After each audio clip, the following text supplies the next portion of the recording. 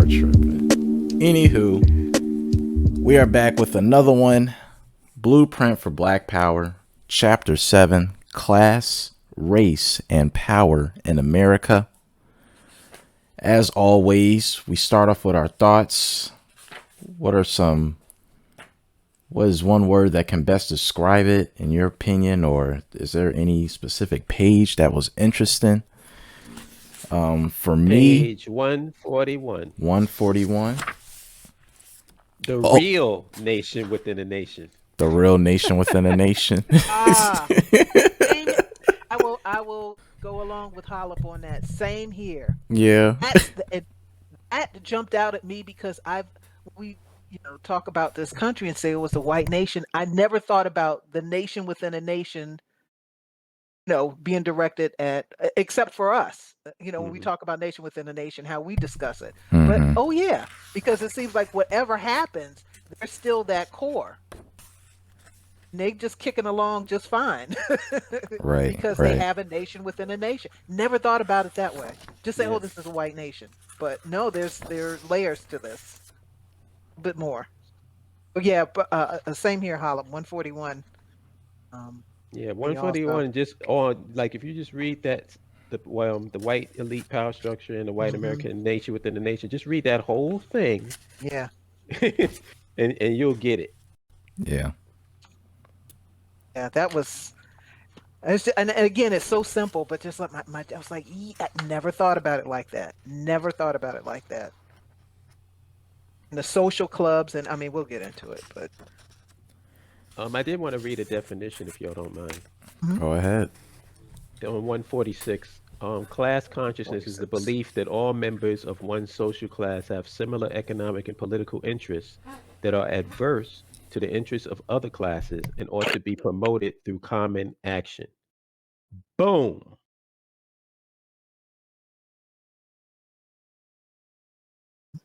Need I say more? Going down a little bit, because we talk about this country basically being a corporatocracy, or I forget, however people want to phrase it. Corporate run oligarchy. Businessmen collectively constitute the most class conscious group in American society. It's a class they are more organized, more easily mobilized, have more facilities for communication, are more like-minded, and are more accustomed to stand together in defense of their privileges than any other group. Emphasis added. And there's something that we need to realize is this is not necessarily in the chapter, but it's about it. And I was having a conversation with Thomas, the brother who's into finances and stuff. And what he said was that the way that they got this system set up, if you know how this system works, it's a fucking candy store to you.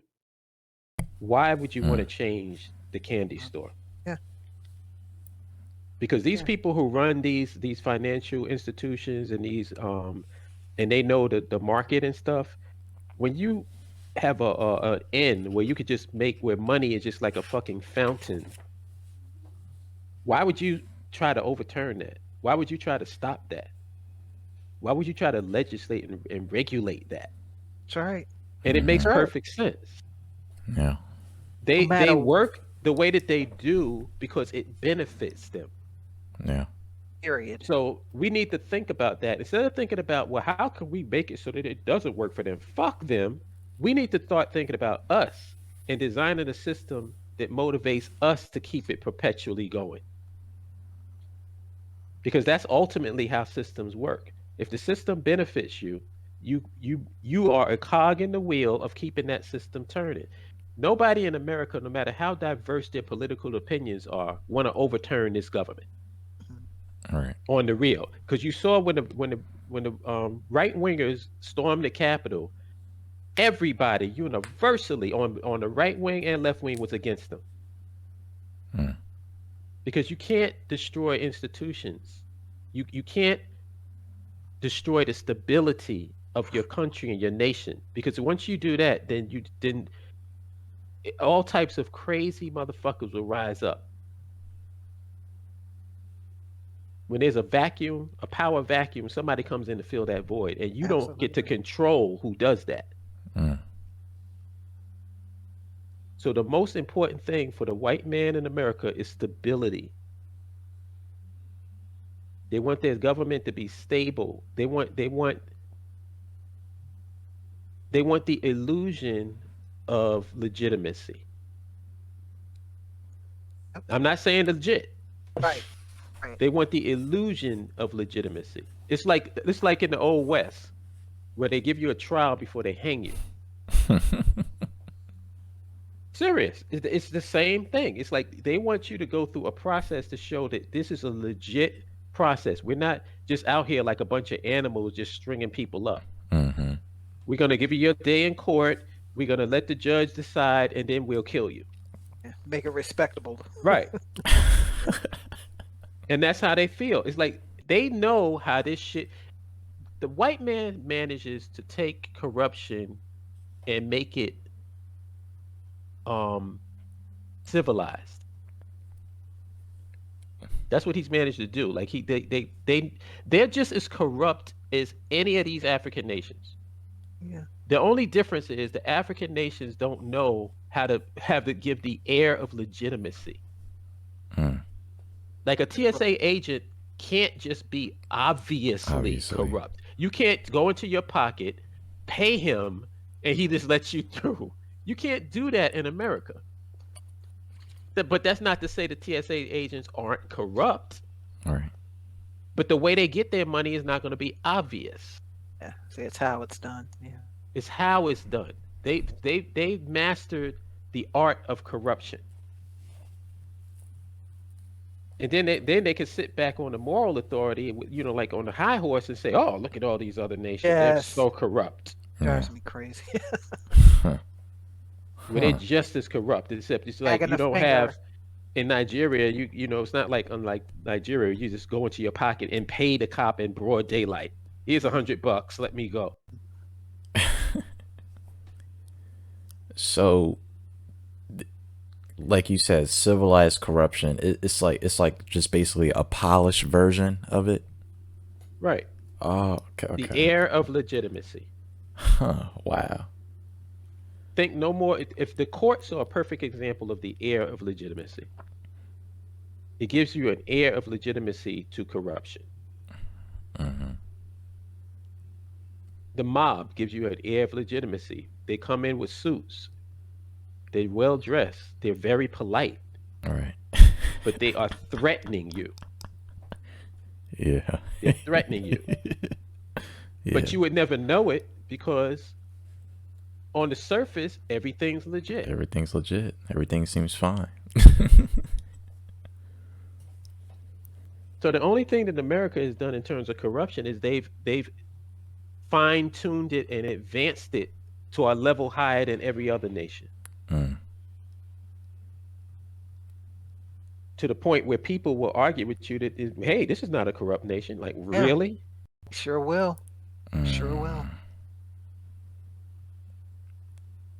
Damn. You know what's similar? It's similar to how people view crime when it comes to our community. When it comes to our community, they look at our criminals as thugs, hooligans, Mm-hmm. ruffians, and all this other stuff, right? Right. But when it comes to the mob, they don't use those same terms. When it came, like when they describe in the mafia almost has like an air of romanticism to it. Yes. You said that. Was it? I think it's a History Channel or National Geographic. One of them where they have a series on the mob, Lucky Luciano, talking about John Gotti, all the past, and it's funny because I was thinking that it's like, man, you listen to the commentator or the whoever's doing the voiceover, and it's just this romanticism. It's this hint of respectability, even as they're discussing the severe corruption, the murders, the beatings, all of that, and it's true. It's exactly what you said. It's like if it's bold in your face and it's nasty to them, then it's called out, and it's usually angled at pointed to it our people. But for something like this, the suits, the look, the money, the wine, the air of some respectability, you don't get that brutal truth. Right. it's romanticized. Yeah, like I know during the time when the mafia had control over Las Vegas, Hmm. back during that casino period, remember that movie? Hmm. Um, the entertainers of that time said that they felt that when the corporations took over, that's when everything went down. They liked Right, it when the mob was in right, control. Hmm. right, They right. said that they were treated better by the mafia. Hmm. Hmm. Hmm. So you see what I mean? It's this air. You have to give that air of legitimacy. Like if the thugs in our community made the neighborhood safe for old people, the people would love them. Yeah. They wouldn't care that they were doing crime and extorting and all that stuff. All they care about is that, oh wow, the old people are safe. We don't have to worry about, and if a young person in a mob attacked an older person in the community, that person would be hanging from a fucking light post. Hmm. Hmm. If our criminals had that type of a code, nobody would have a problem with them in what they did in our community, because the community would feel like they have people that's taking care of them. Yeah. You see what I'm saying? It's like everybody has a way to do their dirt. So is it the dirt itself that's the problem, The or is it how perception, you do it? How you do yeah, it? and the perception, Yep, and that's power. It is exactly. power. Yeah. Reminds me of that movie Black Mass. I forgot the main character's name, but he was talking to his son how, Whitey Bulger. yeah, how he punched a kid And and got in trouble for it. He told him that, it's not the fact that you punched a kid, but it's the fact that you got caught. Right, And the mom was like, "Stop. don't say that." right. It's the truth though. Yeah. Yeah. It's the truth though. It's called, and in America, it's called plausible deniability. Mm. Everybody knows the dirt that's being done, but the thing is, you don't want that dirt to go to the top. So what you do is you have like filters set up. Mm. You don't go and meet with criminals if you're a president, but you have two or three layers underneath you where that person does it. I actually was gonna write a screenplay about that. I had me and my friend Dev, rest in peace, had a story idea based on that concept.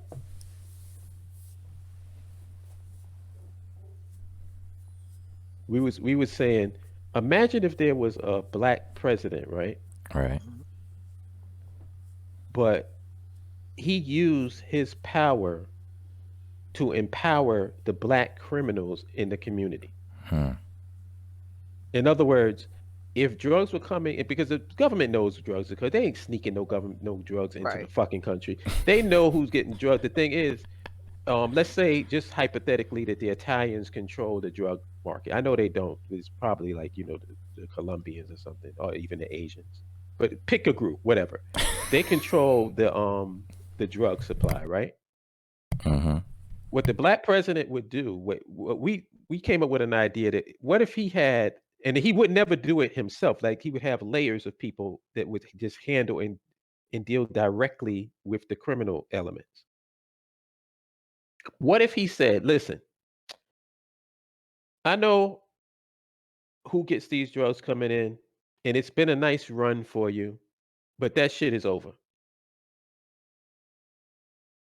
I'm not going to squeeze you completely out of making money, but you no longer control this.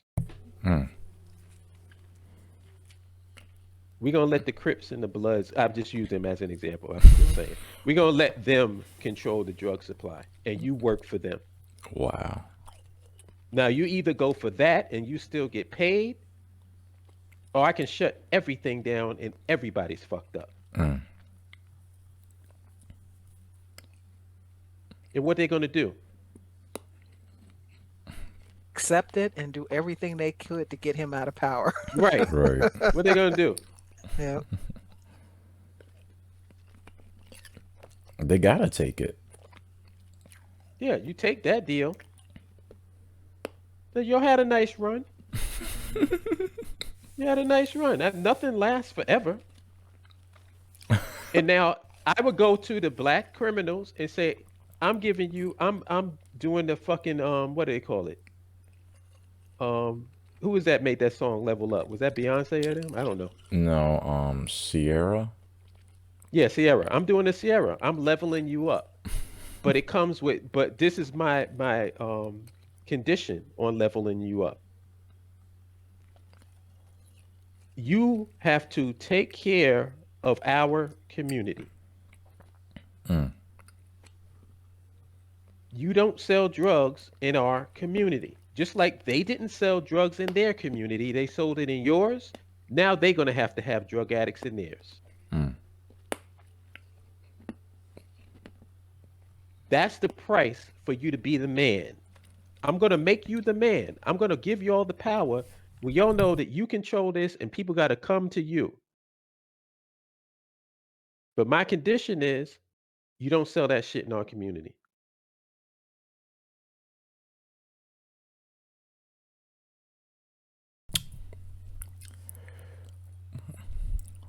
See, the problem is, in order that could be done, but it would take a black president with some fucking balls. Yeah. And what are the chances of that? He wouldn't survive. I don't Oh think he no, would survive a week no, in this and the current setup. No, System, he would have to. He would have to, and we planned that too. Like it would be strategic in the way that he did it, because he would have to have people in charge in certain key positions in order for him to even do that. Right. Because if he didn't control the Department of Justice on the real, they would probably kill him if he tried to do that. But if he controls the Department of Justice, or he controls the like key levers of power, and his people is there who can actually, like, if the mob is not going to go against the Department of Justice, they're going to lose. And I'm not even telling you we trying to get rid of you getting paid. We don't know. You get paid. You just ain't going to be in control. I'm going to make you an offer you can't refuse, like your dad said in the fucking movie. Vito Corleone. And it's never coming directly from the president. It's coming from levels down. Levels down. Right. So if you want to get slick and kill the messenger, guess what's going to happen to you? You're going to feel a whole shitload of pain, and then we're going to bring another messenger. Do you really want to play this game?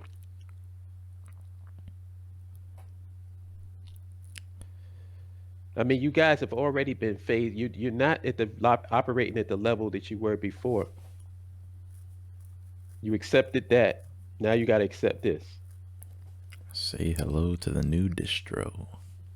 It's a good idea for a screenplay. It's something that I've never seen done before. I haven't either. I was like, yeah, that's interesting.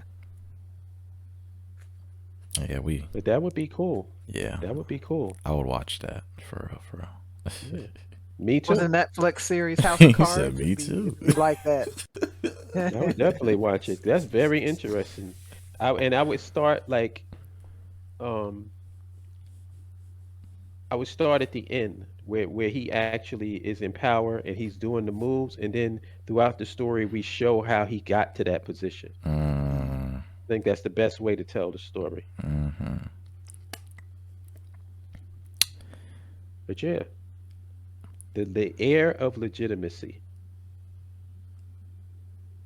But I just found it funny that he says nation within a nation applied to white people. That jumped out at me, and I just had not thought of it that way. Just had, because we say, this is a white nation, all intents and purposes. But it's like, there's that nation within the nation. All right. It makes sense though now looking at it, because yes, every state is different. Like you do got certain states that don't like another one. But when it comes down to, America, oh yeah, they all together with that. Yeah.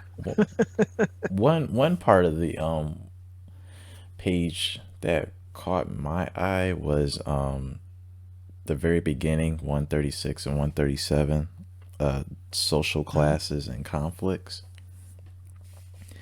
And it was really just that beginning sentence where he talks about complex societies are unevenly distributed when it comes to wealth, privilege, authority, and power. And, I kind of thought about like how it is here or maybe other countries, like the rich and the poor, how the rich is like pretty much getting most of, prosperity and accumulating most of the wealth while the poor is getting scraps and stuff. And even just, the way it's structured itself is complex. And to me, I just thought, well, with a nation that we're establishing, it would be evenly distributed, or would it be something just the opposite of complex, when it comes to social class and stuff? Like, would that be a thing?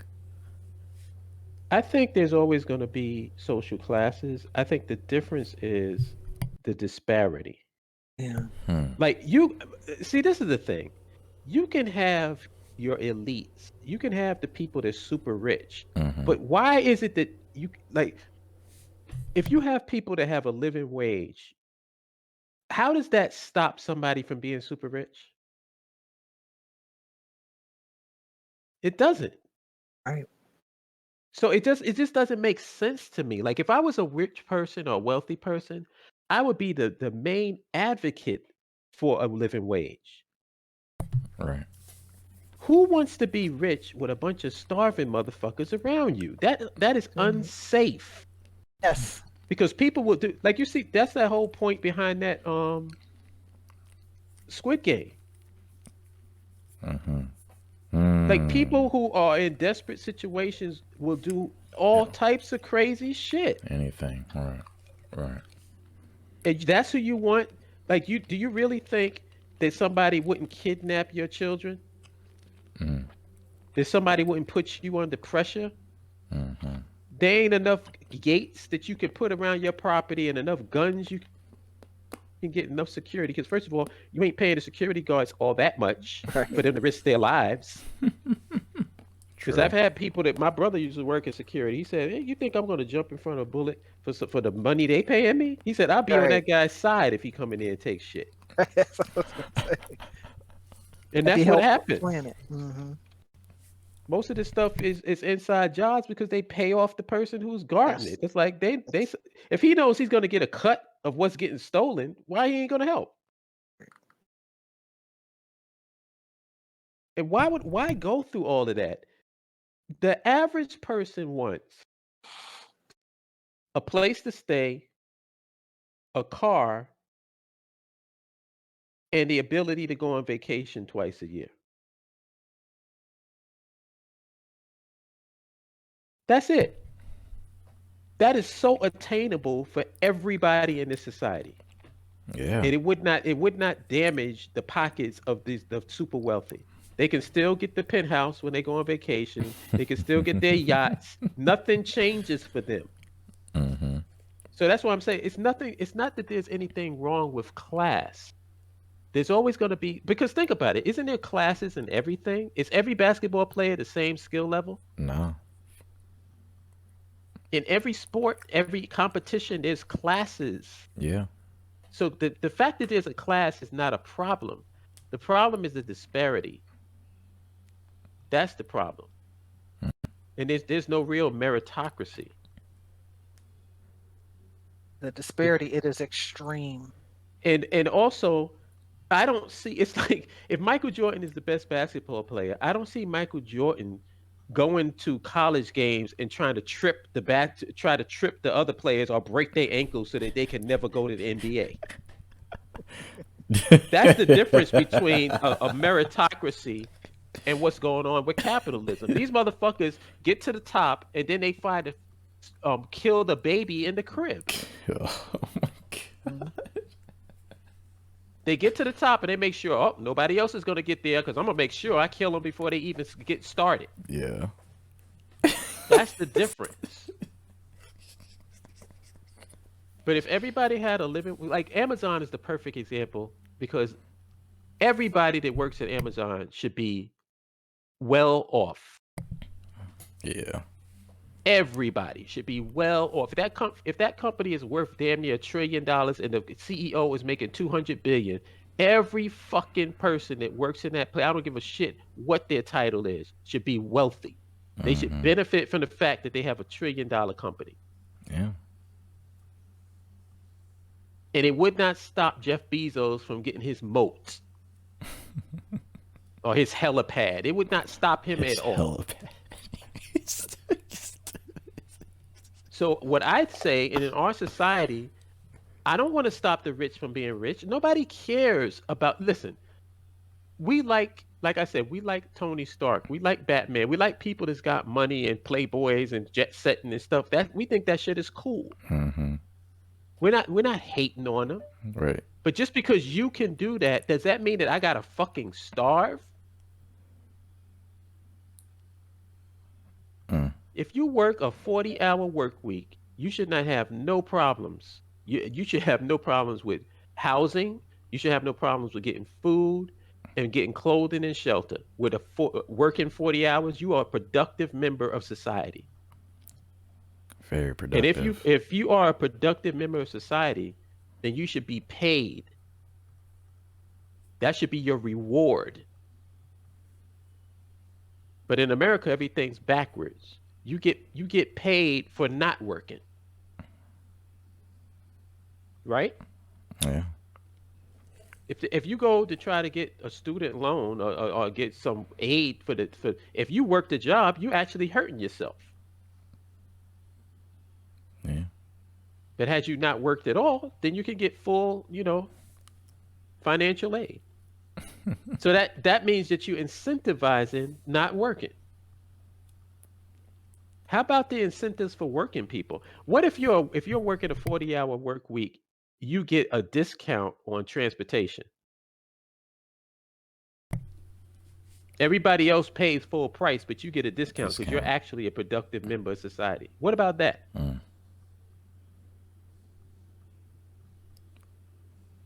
Dang, that shit sound nice.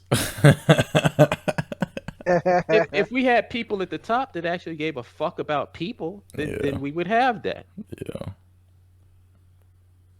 Yeah. Incentive, what they say in economics, whatever you subsidize, you get more of. So if you subsidize not working, people don't work. And I'm not talking about the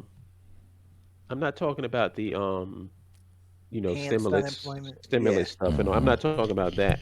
Right. I'm talking about the fact that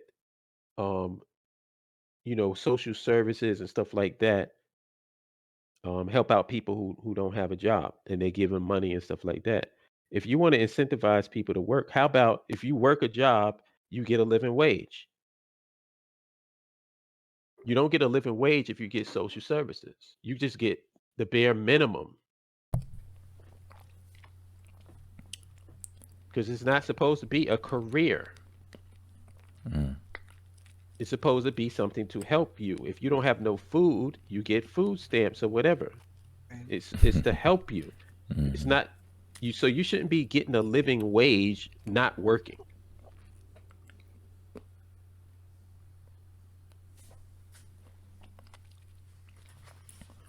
And the people that do work get the living wage. It's too simple.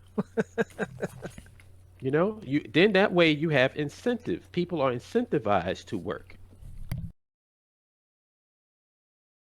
But if you're going to give me money and I don't have to work at all, and the money is enough for me to just survive off of without working, then what the fuck? Even though in this society, I would go for that over what we got now. Yeah. I wouldn't even be mad at that, to be honest with you. Giving people checks, I wouldn't be mad at that, because these motherfuckers at the top get checks. Why are we subsidizing? Why are we subsidizing billion-dollar companies? Yeah. It's infuriating every time they talk about well these um well, these bills and talk about doing stuff for the American people all the time, every single time. I don't think there's ever a time that they pass a bill where somehow there's a business, there's no business interests considered. Hmm. Always, always. It's like for once deal with just the people. Obviously, you have people who are small business owners who are affected, but I'm talking about just dealing with the average folk who's trying to make their bills, trying to go to work and be productive. Deal with that something for them. Hmm. It's always a consideration.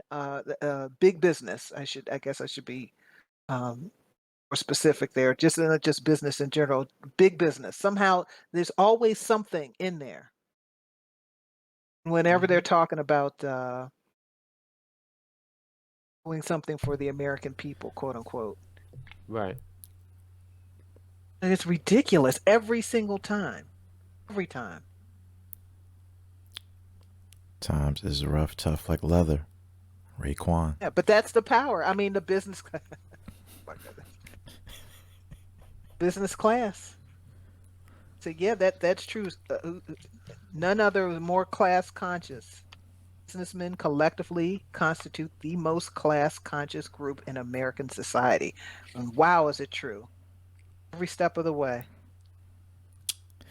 And what you got to understand is how systems work. Like I said, get that book, The Art of Systems Thinking. Hmm. It's a nice, concise, digestible, understandable read on systems.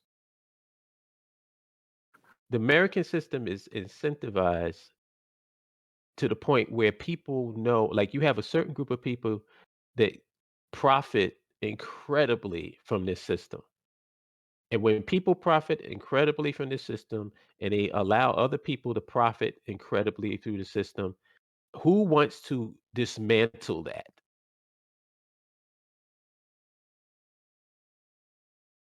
Nobody. Nobody's going to dismantle it. Or there's so many people that want to keep it in place that the few people that want to dismantle Yeah, it are irrelevant. yeah. Yeah. That's why I Y- said the moment I saw that there were companies producing that vaccine, did you hear me crying and complaining? All I did was I researched and found out who are the companies that's getting ready to release the vaccine, and I invested in them. So while everybody's getting mad, I'm Yeah. making money. Damn hollow. And then they'll say, "Oh, well, how could you invest in these companies that's doing evil?" No, very easily. What's the alternative? Let's see. I can invest in these companies, and while they're getting filthy rich, I can get rich too. Or I can sit back and cry, complain, get a snotty nose and teary eyes, do absolutely nothing, but feel righteous indignation as I'm broke. Mm. Which one you think makes more sense? Especially considering the fact that I'm an ant compared to this system. My personal, whatever I do personally will not affect this thing one way or another. Right. But it's funny how important they think that you are when it comes to that. But it's not so, you're not so much important when it comes to nationhood. Funny how that works, right? Like they're telling you that your little decision to make money off of something that's happening to our people Mm-hmm. is wrong because every voice counts. So how come every voice don't count when it comes to joining the BAIO? Then it doesn't count. So which one is it? I'm confused. Time out. Am I important or am I not important? Oh, I'm important when it comes to this, but I'm not important when it comes to that.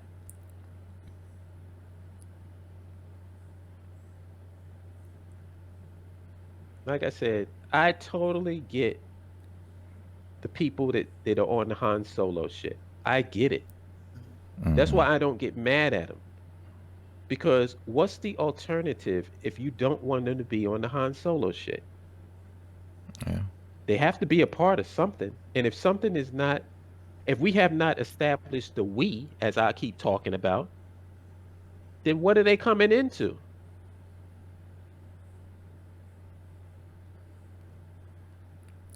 Sometimes it's not about what's right and wrong, it's about understanding what's going on. If somebody is starving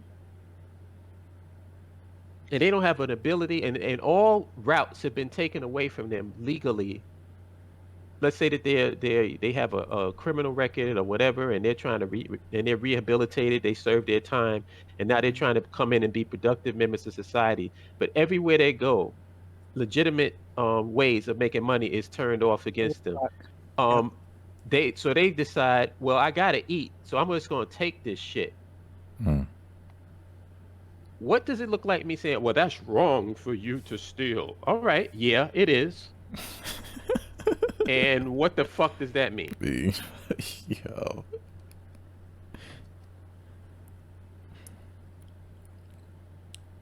I say that so I can feel good about myself. It's like with what's his name? Scarface said in the movie. He's like, so you look at me and say I'm the bad guy. Would that make you good? Mm. He said, you need me. You need me so you can point to me and say that I'm the problem, so that it makes you feel better about yourself. Yeah.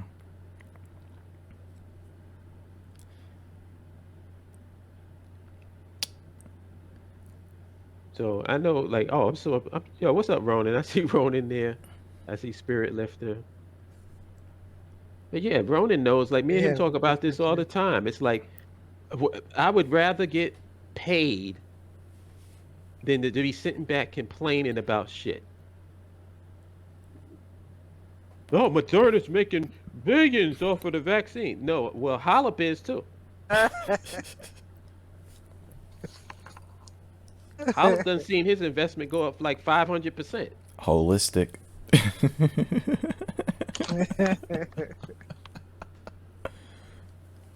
So I'm just supposed to like, and like I said, if they're coming out with the boosters and all, I want to know who's the companies, who's producing it. Luckily, I'm most the ones who was leading the charge initially are the same companies that's Right. producing the boosters, so I don't have Right. to go anywhere. Just put a little bit more money in. Have a little razzle dazzle. I mean, that's what I would advise us to do. Read the tea leaves, read the room, see what's going on, and invest in those things. What were y'all thoughts in the section of the book preparing for power? How they talk about the cultivation, of children at a young age Yes. in the education system, Yes. and even in social clubs too, just how Yes. the interactions and the social culture and stuff. Like, to me, I thought that was a good section that brings about, because part of it is starting off, or is it, I would say that that's the most effective way of establish something too, is just, starting from the young, because now it's encoded in them, and that's most likely what they'll go after, when they're at the right age for it or so. But I wanted to know, what were y'all thoughts on that? Because it's been talked about, having power, studying it, but now we're learning about preparing for it. Mm-hmm. John Henry Clark used to talk about this, where he said that there has to be a sacrificial generation. Mm. And what he was saying is that you've had like Asians have done this where they'll take children fresh out the womb and train them to be assassins. Mm-hmm. They don't have a childhood like normal kids. Mm-hmm. They're raised to know how to kill. And why are they raised that way? To protect the nation. Mm. So the sacrifice is their childhood. Mm. Do you want to do that? Or are you just going to be puritanical and say, well, every child should be a child? Child. They don't give a fuck about that. What they care about is we are raising a group of kids who is going to protect our nation. Mm. And every one of them, it has the ability to take out an entire platoon by themselves. Hmm. That's more important to them than them playing jump rope and Skelly and on the jungle gym. They don't give a fuck about that. What they care about is their nation. Yeah. So yeah, I'm 100% for that. There has to be if you want something, certain things have to be sacrificed, man. It just is what it is. Yeah.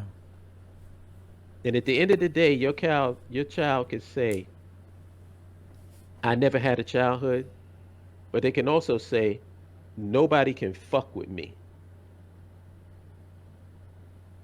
Right. They can also say that. You've given them a skill set that makes them proactive. Like they said that like when you get to the level of these special ops, you could take a guy on special ops, drop him off in the fucking desert in the Middle East, and that dude will show back up at your house in America.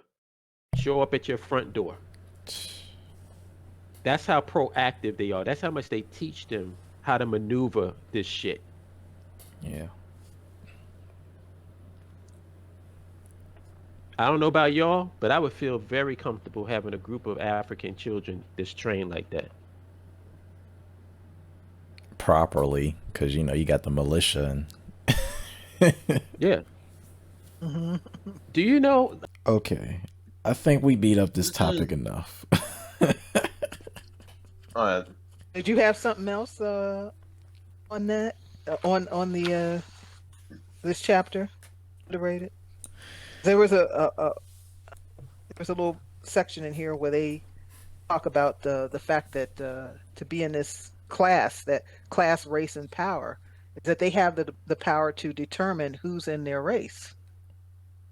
Um, They Yeah. said the question is not who is white. It might be more appropriate to ask who may be considered white. Yeah. And the fact that we're always, but white Americans who both grant and impose racial membership show little inclination towards giving full nationality to the descendants of African slaves. I say if we could get these folks, our folks who do everything they can to get into these institutions, into these social clubs, be part of this, understand that, to genuinely understand that, I think that most of the battle will be won. Doesn't it make y'all angry the more you read this stuff? It should be making y'all furious. Mm-hmm.